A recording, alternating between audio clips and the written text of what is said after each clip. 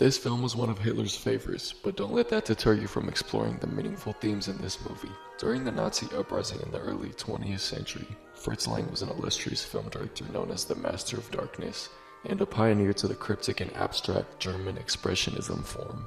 His movies often featured themes of underworld versus overworld and the struggles of classism, and his 1927 silent film Metropolis was no exception. The story was actually written by Lang and his wife Thea von Harbo. Their emphasis on unity through compassion is revealed immediately in the movie's epigram. The mediator between brain and hands must be the heart. So why did a fascist like Hitler like it so much? He connected to the themes brought out through the film's protagonist Freder, who is known as the mediator between the two classes. Although Lang himself rejected Nazism and fled Germany during this time, his wife stayed and actually joined the Nazi Party, which reveals the split legacy of this film and how people can take the message of the movie and apply it to their own lives in any way that fits. Despite Harbo and Lang crafting a message about unity, one creator embraced fascism and one rejected it, showing the power behind Metropolis's form being twisted politically, but formally it has its own unity. The film's strengths come from its ability to experiment with themes through every formal element. And also a disclaimer for spoilers and bad pronunciation of German names. I look for the pronunciation everywhere. If you're a fan of movies in general, you must be familiar with franchises like Star Wars, Blade Runner, and The Matrix. And while these films are considered the holy trinity of science fiction movies, they all bear resemblance to Metropolis in their world building. In the opening establishing shots, Metropolis's scale cannot be ignored.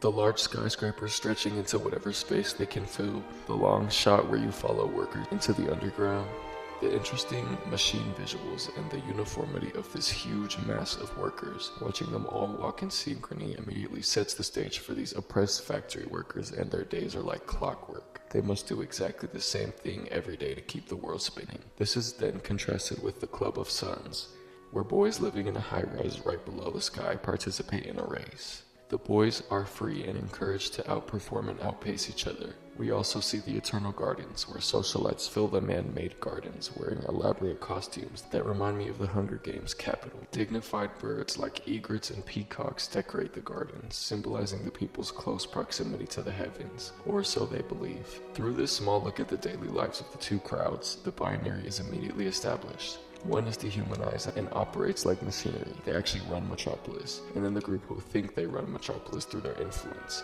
They cherish the luxury of comfort and thrive in ignorance of the underground conditions. We also become introduced to the master of Metropolis' son, Freder, who's lived a short and innocent life. You can tell he's very curious and very emotive when he comes across Maria showing the children from the underground the Eternal Gardens for themselves. It's revealed that he has a heart when he experiences a worker's death. The audience becomes attached to his character from a shared curiosity of the underground. You see his disbelief of how his father's workers are treated. This is also when we become introduced to Joe Fredersen, his father, when Freder confronts him about the morality of his decision to confine the people who built and facilitate the entire city to the underground depths. Fredersen also finds more of the workers' plans to revolt and turns on one of his employees in front of his son. Freder sees his father's apathy and rejects that world, deciding to run away from his extravagant life above ground to live among the workers. It's clear that Fredersen is composed but is worn down by fear of losing his firm control over the workers, and his son leaving only exacerbates his doubts. At this point, Fredersen makes a deal with the devil and meets with Rotwing, the mad scientist and inventor, to fight a worker uprising.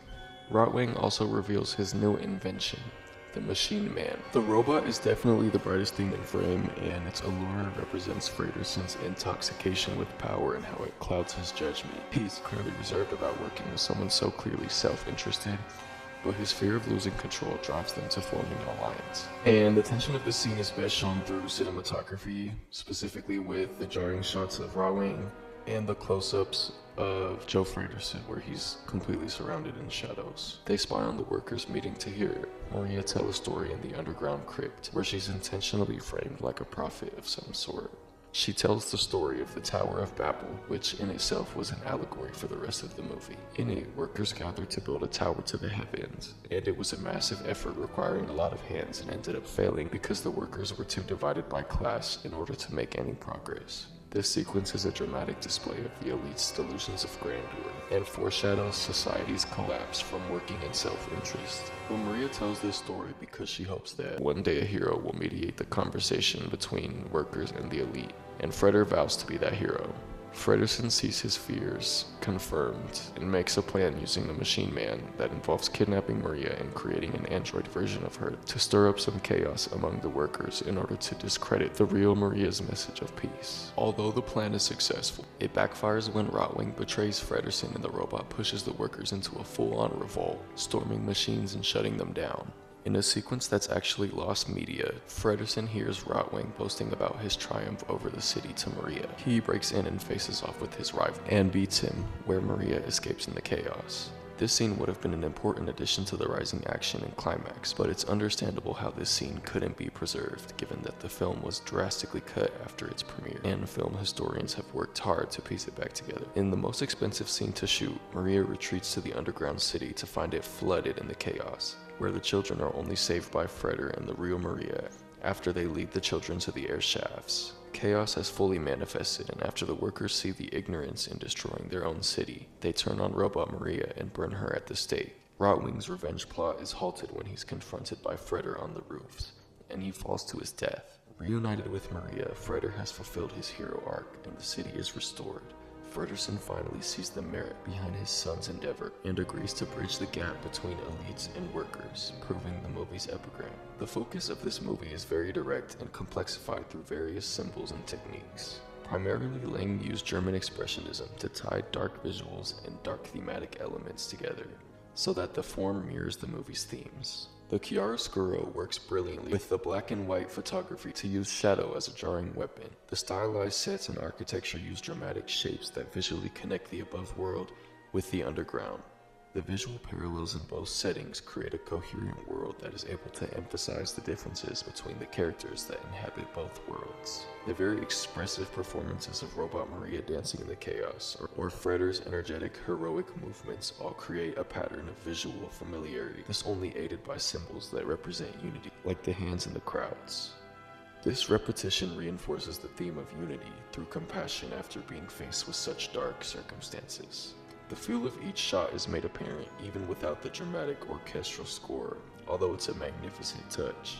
In terms of science fiction movies, Metropolis was the blueprint, with its formal elements resurfacing throughout film history because of how effective it was at conveying dystopian themes. Although a certain authoritarian dictator focused more on the heroics of the film, the themes are heavily alluded to in every moment of this film.